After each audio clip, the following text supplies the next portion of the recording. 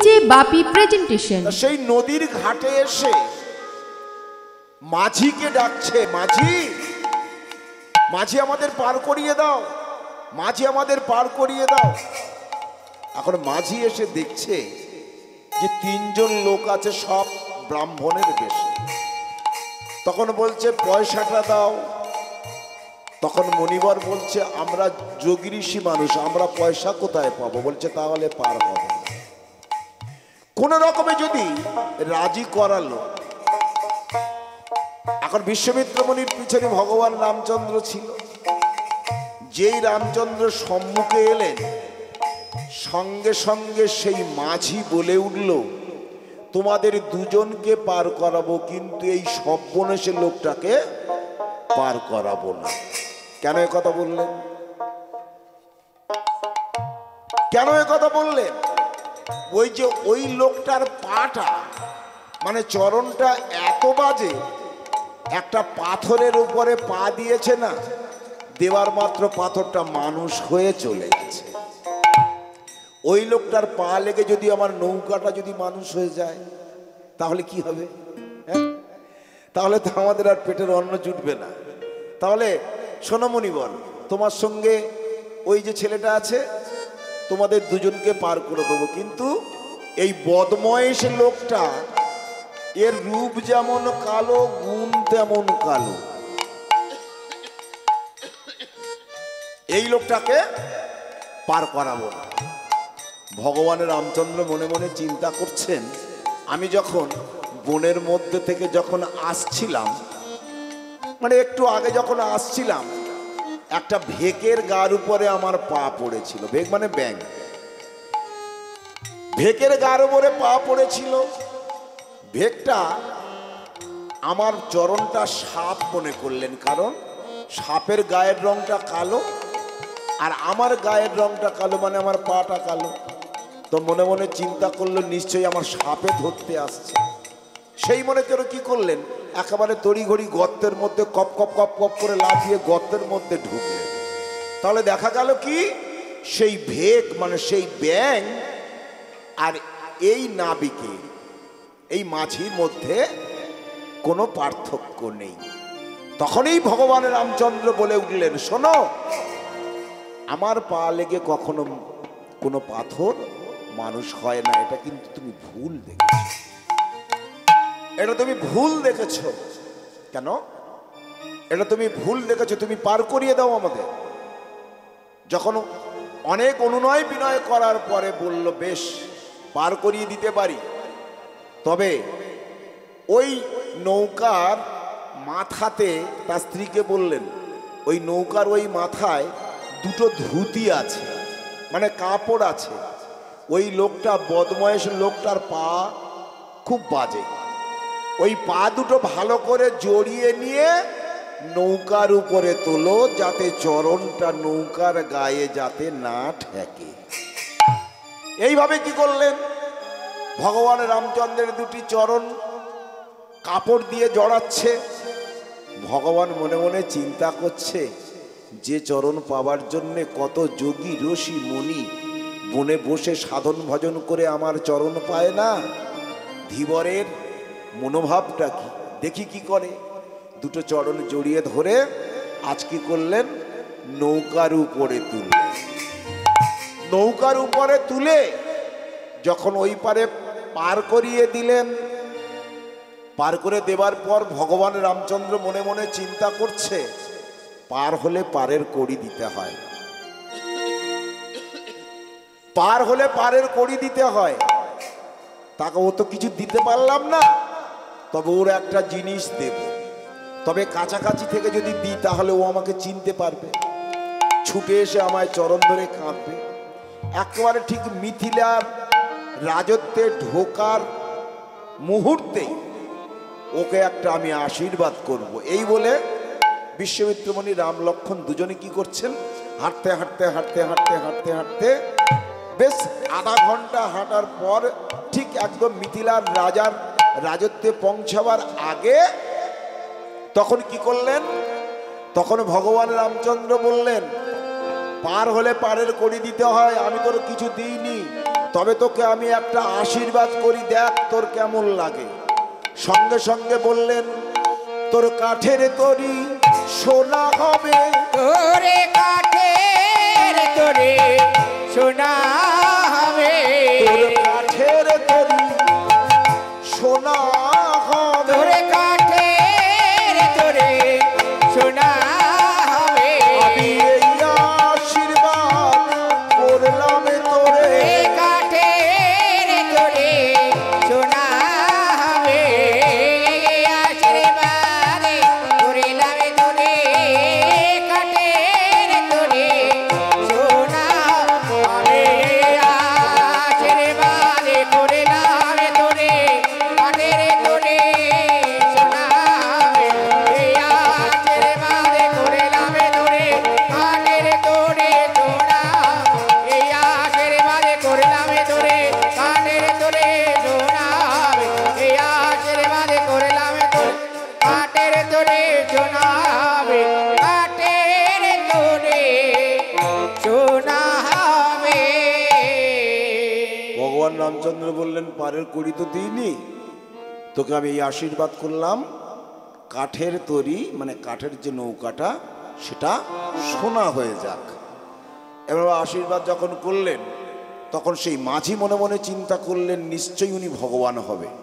তাড়াতাড়ি ওনার পশ্চাৎ ধাপন করলেন, মানে যে পথে উনি গেছেন সেই পথে ছুটতে ছুটতে গেলেন, কিন্তু দেখতে পেলেন না।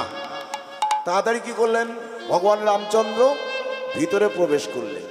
ভিতরে প্রবেশ করেই সঙ্গে সঙ্গে মুনিবর বললেন, যাও তুমি ওই হরধনু ভঙ্গ করো। ভগবান রামচন্দ্র যেই না কিনা হরধনুর গায়ে হাত দিয়েছে, লঙ্কার যে রাবণ কত বলশালী দন্তবক্ষ শিশুপাল, তারা কিন্তু এক তিলবিন্দু নড়াতে পারে। ভগবান রামচন্দ্র যেই না হরধনুটা ধরেছে, ছোলার মতো হাতে উঠে এসেছে। ছোলার মতো যেই হাতে উঠেছে, ভগবান রামচন্দ্র মনে মনে চিন্তা করছে, এত বড় বড় বীর আছে, সামান্য এই ধনুটা তুলতে পারলো না। ঠিক ধনুটা তুলে যেই না ধরে ভাঙতে যাবেন, এমতো সময়ে হরধনু বলে উঠল, দাঁড়াও দাঁড়াও, তোমার ক্ষমতা নেই, আমাকে তুমি ভাঙবে, আমি হরধনু। বলছে, তাহলে তুমি আমার হাতে উঠলে কেন? ভগবান প্রশ্ন করলেন, হরধনু, তাহলে তুমি আমার হাতে না উঠতে পারতে, আমার হাতে তুমি উঠলে কেন? বলছে, জানো তোমার হাতে আমি কেন উঠেছি? সীতা হলো স্বয়ং লক্ষ্মী, আর তুমি হলে নারায়ণ। তাহলে হে প্রভু, লক্ষ্মীকে কে পাবে? নারায়ণের প্রাপ্তি। সেই জন্য আমি তোমার হাতে সেই জন্য আমি উঠেছি। তখন বলছে, তাহলে তুমি ভাঙছো না কেন? বলছে, আমার মনের একটা আশা আছে, সেই আশা যদি তুমি পূর্ণ করতে পারো, তাহলে আমি তোমার হাতে ভাঙব। ভগবান রামচন্দ্র হরধনুকে বললেন, হরধনু বলো, আমার যদি ক্ষমতা থাকে অবশ্যই তোমার আশা পূর্ণ করব। প্রভু গো, ত্রিভুবনের কর্তা যিনি, তার কাছে তো কিছুই না পারার কথা নয়। তা বলো হরধনু, তুমি আমার কাছে কি চাও? তখন বলছে, আমি এই জিনিসটা চাই। কি জিনিস? সঙ্গে সঙ্গে বলে উঠল, তোমার মুখাশ্রিত আমি যেন পাই। মুখাশ্রিত মানে কি? মুখের এঁটো, যেটাকে থুতু বলা হয়। তখনই বুঝতে পারলেন ভগবান রামচন্দ্র যে হরধনু কি হতে চাইছে। তখন ভগবান রামচন্দ্র বলে উঠলেন যে, শোনো, এই যুগ হবে না। বলছে, কেন? এর পরের যুগে হবে। বলে, এই যুগে হবে না, এই যুগে হবে না, এই যুগে হবে না, এই যুগে হবে না। কোন যুগে হবে? তখন বলল, এর পরে দাপর লীলাতে আমি তোমাকে বাঁশি করব। আমি তোমাকে বাঁশি করব। বাঁশি করে যখন তোমাকে বাজাবো, তখন আমার মুখের এঁঠো মুখাশ্রিত, মুখে আশ্রয় করে যে এঁঠো তুমি চাইছো, ওই ছিদ্র পথে আমার মুখের এঁঠো তোমার মধ্যে প্রবেশ করবে, এইটাই তুমি তো চাইছো? বলছে হ্যাঁ। বলছে এই যুগে হবে না, তোমার দাপর লীলাতে আমি বৃন্দাবনে যেদিন কৃষ্ণ হব, সেই দিনই কি করব জানো? বলে অধরে বাজাইব, অধরে বাজাইব, অধরে তোমার বাজাইব, আরে অধরে তোমার বাজাইব, ওলে লয়ে অধরে তোমার বাজাইব, আমার মুখমণ্ডলে তুলে ধরে, অধরে বাজাইব, মুখমণ্ডলে ধরে অধরে হৃদয় গৌর হরি হরি বলে হরি। নিতাই গৌর হরে বলে আদরে তোরে বাজায় হরে হরে হরে বলে আদরে বাজায় আদরে বাজাইব।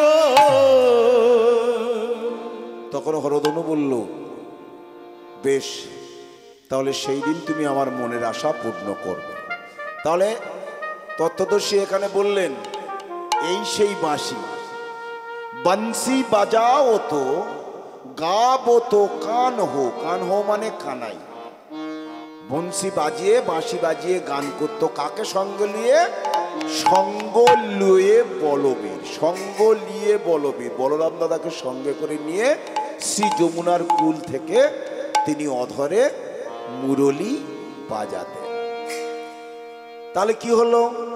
এখানে তত্ত্বদর্শী বললেন, চলো বৃন্দাবনে চলো, চলো মনো গঙ্গা যমুনা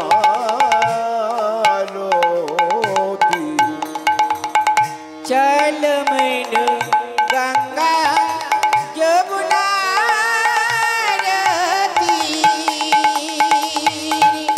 চল মন গঙ্গা যমুনা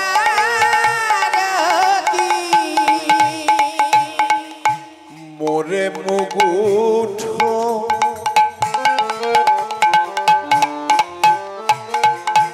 পীতাম্বর শোভে, মর মুকুট, মোরে মুকুট মানে গোবিন্দের মাথাতে যে মুকুট থাকে, হিন্দিতে বলছে মোরে মুকুট পীতাম্বর শোভে। গোবিন্দ পীতবরণের কাপড় পরতেন, তাই বললেন মোরে মুকুট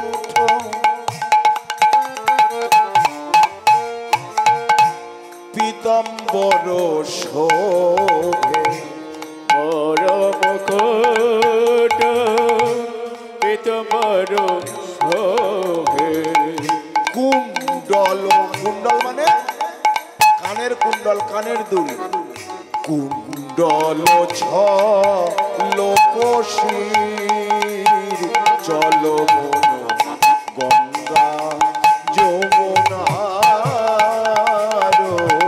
তীর। চল মন গঙ্গা যমুনা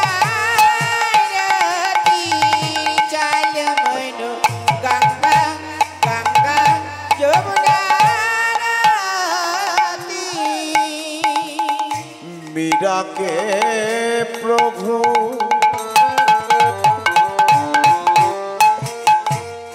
मीरा के प्रभु गिरिधर नागर,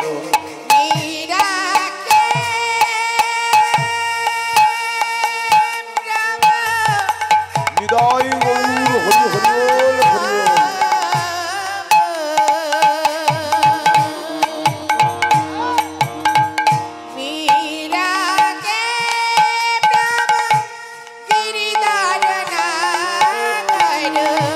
मीरा के प्रभु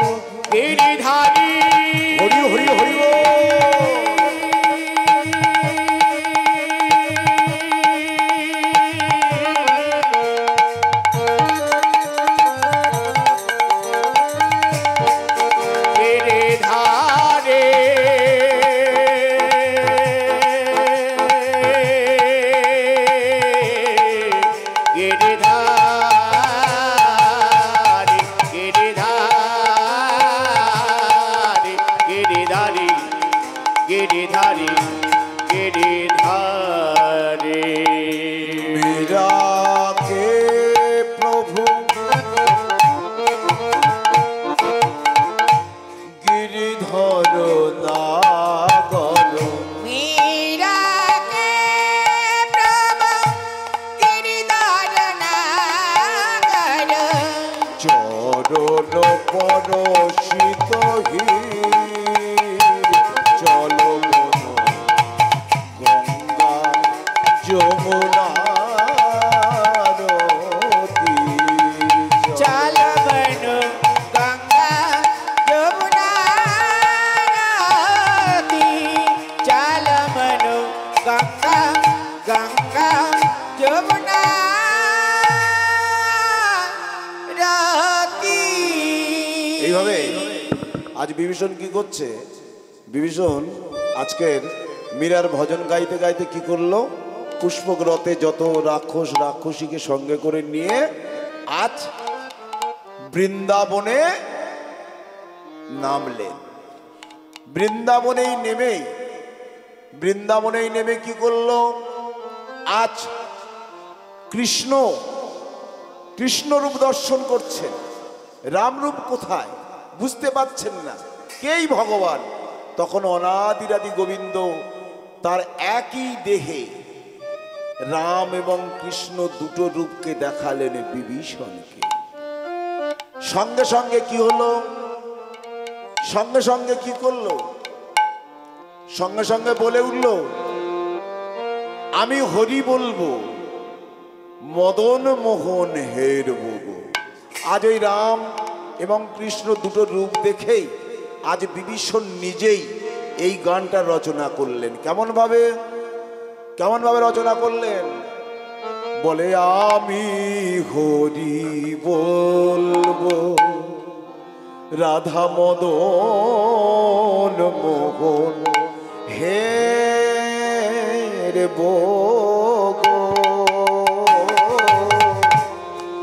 আমি হরি বলিব রাধা মাদানি মোহনি হেলিব গো। আমি হরি বলিব রাধা মাদানি মোহনি হেলিব গো। আমি হরি বলিব এই রূপে এই মতে ব্রজের পথে, এই মতে ব্রজের পথে চলবো। আমি হরি বলিব রাধা মাদানি মোহনি হেলিব গো। আমি হরি বলিব আমার এ দেহ অন্তিমকালে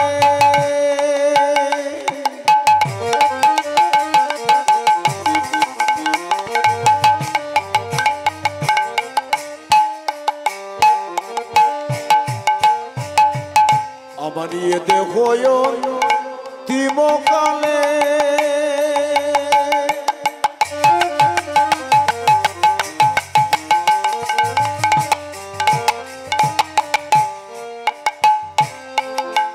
ভাসাবো যমুনার জলে। এ দেহর দেবকালে হে মাধব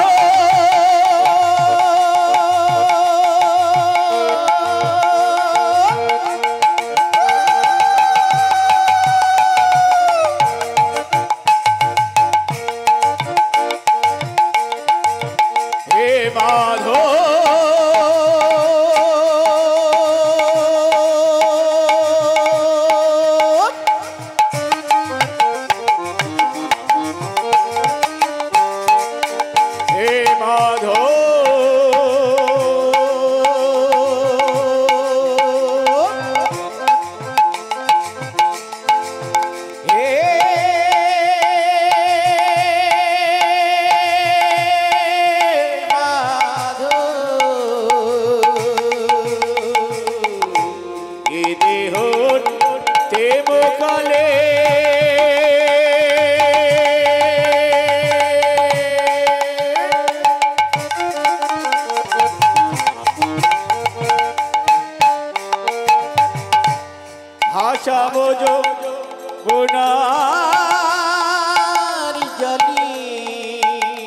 বলো আর কবে, আর কবে ওই রূপের বগো।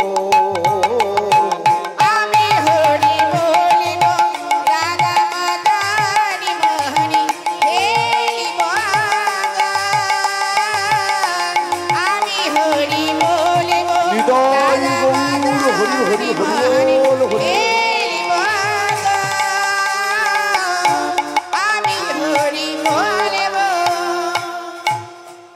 এইভাবে আজ যখন বিভীষণ বৃন্দাবনের মাটিতে যখন পদার্পণ করলেন, সঙ্গে সঙ্গে অনাদিরাদি গোবিন্দ কি করলেন, সম্মুখে যখন এলেন, বিভীষণ ছুটে গিয়েই অনাদিরাদি গোবিন্দের দুটি চরণ জড়িয়ে ধরবে, এমতো সময়ে সঙ্গে সঙ্গে কৃষ্ণ কি করলেন, বিভীষণকে নিজের বক্ষে রাখলেন। কেন? ভক্ত আমার মাতা পিতা, ভক্ত আমার গুরু, ভক্ত আমার নাম রেখেছে বাঞ্ছা কল্পতরু। তাহলে বিভীষণ, তুমি, তোমার ওই জায়গা আমার চরণে নয়, তোমার জায়গা আমার হৃদয়ের মাঝে। তাহলে এইখানে কি হলো?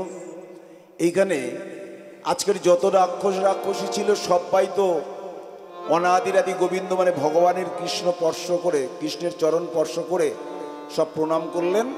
শেষে কিনা শূর্পণখা তিনি কি করলেন, তিনি মুখটা চাপা দিয়ে যখন দণ্ডবত করতে যাবেন, এমতো সময়ে কৃষ্ণ একটু তাচ্ছিল্য করে হেসে ফেললেন।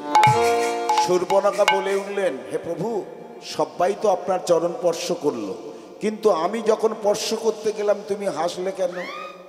তখন বলে উঠল, জানো আমি কেন হাসলাম? আমি কেন হাসলাম?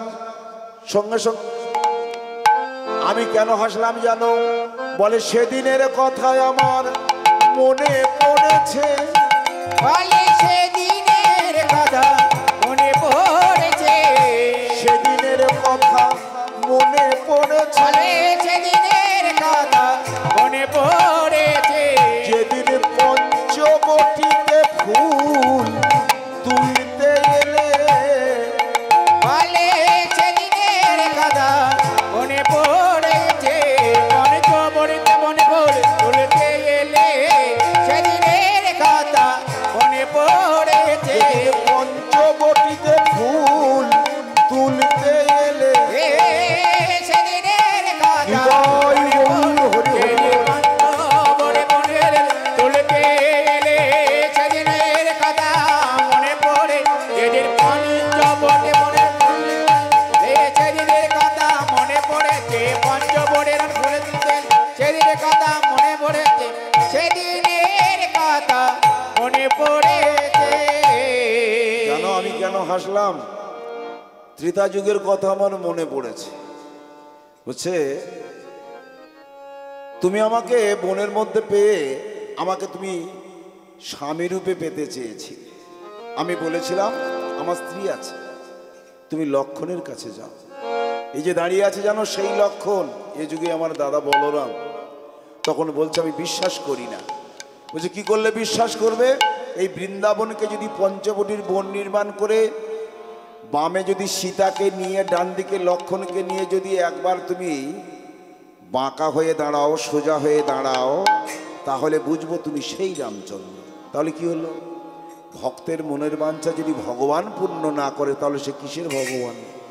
তাই কি করলেন, আজ অনাদিরাদি গোবিন্দ কি করলেন, আজ বৃন্দাবনকে মায়া আচ্ছন্ন করে পঞ্চবটির বন করলেন। ত্রেতা যুগে যে পঞ্চবটির বন, পঞ্চবটির বন নির্মাণ করে বামে সীতা, ডান দিকে লক্ষণকে নিয়ে ভক্ত শূর্পণখার সম্মুখে দাঁড়ালেন। কেমন ভাবে দাঁড়ালেন? বলে লয়ে সীতা বামে,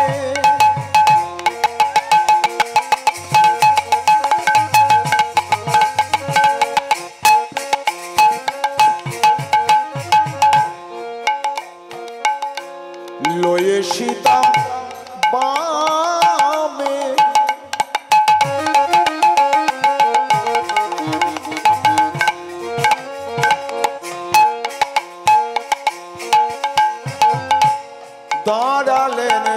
যখনে রহিষিত বামে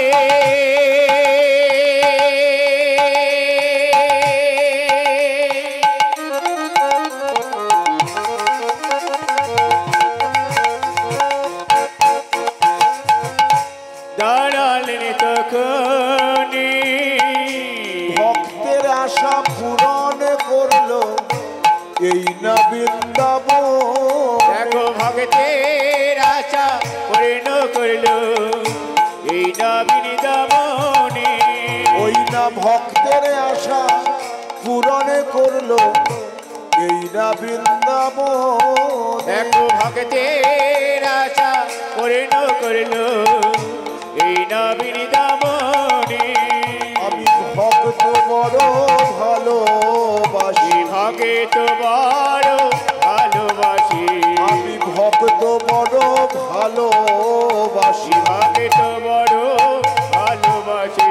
আমি ভক্ত পেলে হৃদয়ে এ ভক্ত বড় ভালোবাসে, ভক্ত পেলে হৃদয়ে রাখে। এ ভক্ত বড় ভালোবাসে। একবার হৃদয় গৌর বলে বলে ভক্ত বড় ভালোবাসে, ভক্ত পেলে হৃদয়ে রাখে। ভক্ত বড় ভালোবাসে, ভক্ত পেলে হৃদয়ে রাখে। ভক্ত বড় ভালোবাসে, ভক্ত বড় ভালোবাসে।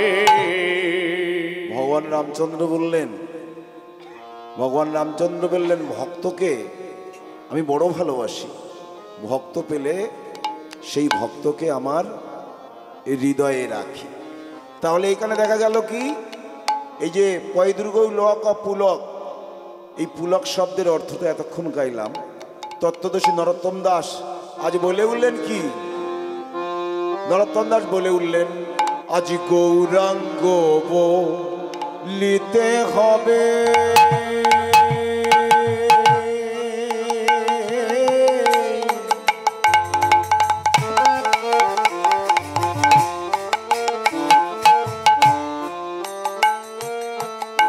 আজি পুলক শরীর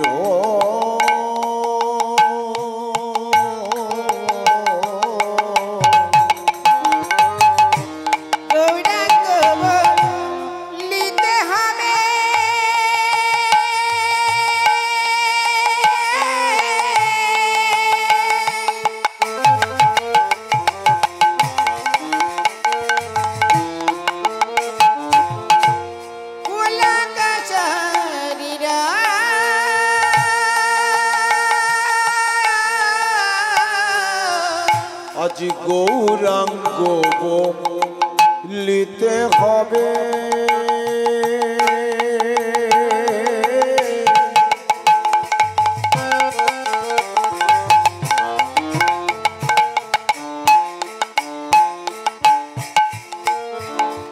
আজি পুলক শরীর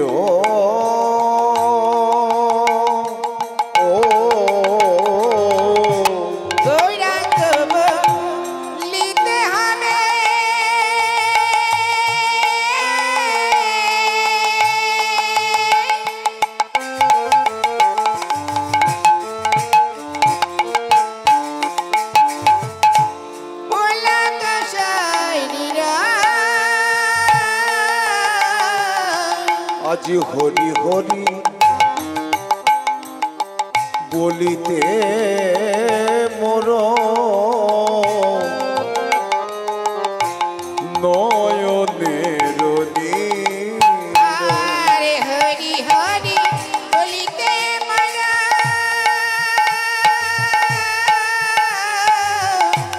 নয়নের নীর। আজি হরি হরি বলিতে মোর নয়নের নীর। আরে হরি হরি বলিতে হরি হরি বল, হরি বল, হরি বল। নয়নের নীর। তাহলে এখানে দেখা গেল কি, যশোদা নন্দন যেই শচীসুত হইল সেই বলরাম হইল নিতাই, পাপী তাপী যত ছিল মধুর কৃষ্ণ নামে উদ্ধারিল, সাক্ষী তাহার জগায় আর মাথায়। কারণ ওই যে বললো না, ভগবান রামচন্দ্রের পাটা খুব বাজে, একটা পাথরের উপরে পা দেওয়ার মাত্র সঙ্গে সঙ্গে মানুষ হয়ে চলে গেল, তার একটা ছোট্ট প্রমাণ। তাহলে তত্ত্বদর্শী এখানে কি বললেন?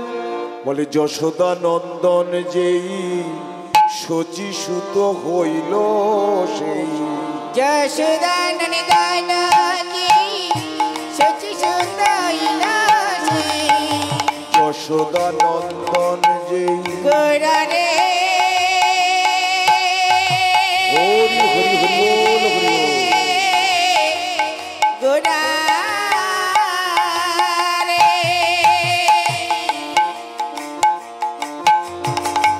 আমারে গোরা রে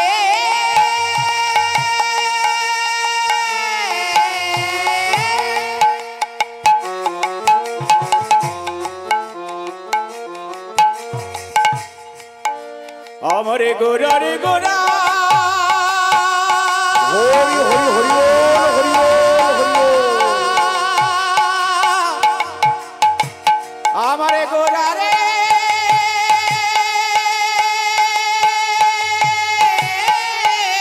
গোরা রে আমারে গোরা রে গোরা রে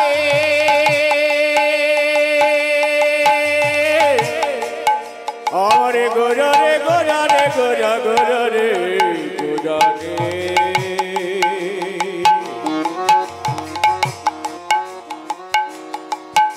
আমারে গোরা গোরা গোরা গোরা রে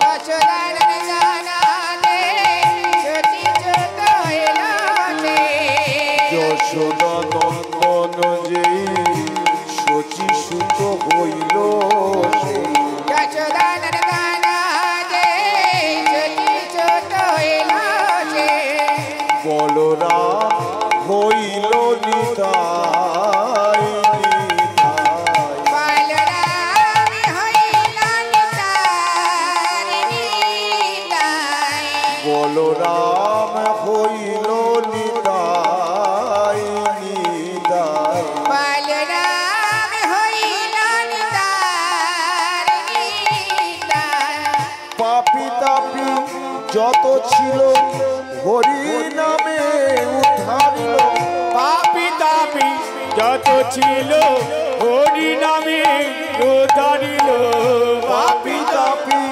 যত ছিল আয় গো তোরা দেখে যা, হরি হরি হরি বল, হরি বল, হরি বল, হরি বল।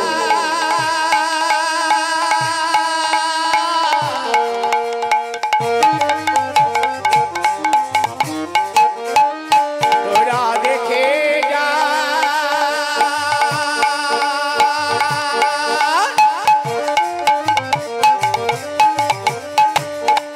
তোরা দেখে যা,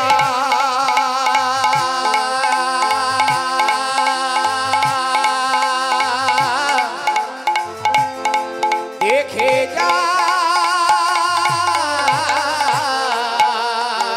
পাপী তাপে যত ছিল হরি নামে উদ্ধারিল, পাপী তাপী যত ছিল হরি নামে উদ্ধারিল, পাপী তাপে যত ছিল হরি নামে উদ্ধারিল, সাক্ষী তাহার জগায়ার মাধায় মাধায়, সাক্ষী তাহার জগাইয়ার মাদার মাদাই সাক্ষী তাহার জগায়ার মাধায় মাধায়, সাক্ষী তাহার জগাইয়ার মাদার মাদাই মাতালো মাতালো এরা মাতাল মাতাল মাতালো মাতালো, এরা মাতাল মাতাল শান্তিপুর সুরধ্বনি মাতালো মাতালো, আর শান্তি পড়ো চিরধনি মাতাল মাতাল